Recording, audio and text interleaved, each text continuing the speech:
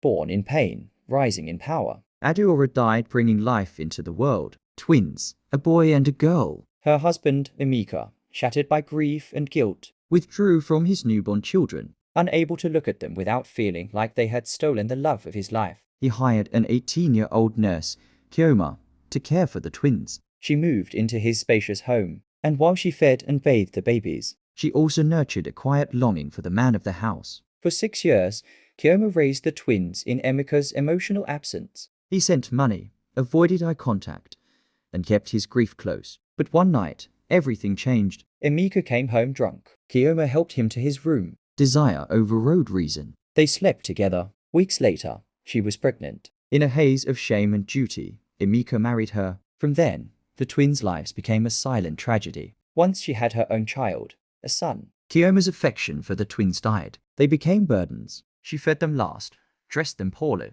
And reminded them constantly, "You're the reason your mother is dead." Emika said nothing. He hated seeing them anyway. When he came home, they hid in their room. No family dinners, No birthdays. just chores, punishment, and shame. Their room became a prison. Kioma had 2 more children, a girl and another boy. Each new baby dimmed the twins' light further. At school, they were invisible. At home, they were servants. By 18, they had finished secondary school. But Emika and Kioma refused to pay for further education or any form of skill training, The twins were expected to exist. but not to live. At 22, Ugonna, the male twin, had enough. "We're leaving," he said one evening, eyes burning with resolve. "Where?" His sister, Ugoma, whispered. Port Harcourt. "I've sorted it." He had been watching Emika. He knew where he kept his stash. Drawers stuffed with careless bundles of cash. Ugonna took 500.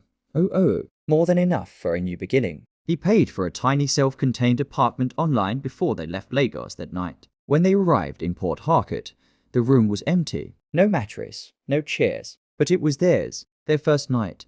They slept on the floor free. The next day, he bought a small mattress, a gas cylinder, and food. He enrolled his sister in a tailoring shop and bought her a sewing machine. What money remained, he stretched, but it wasn't enough to last. So he did what he had to do. He hustled, Ugola worked the streets, lifting loads, cleaning. pushing through the heat and hunger, because they finally had something worth fighting for.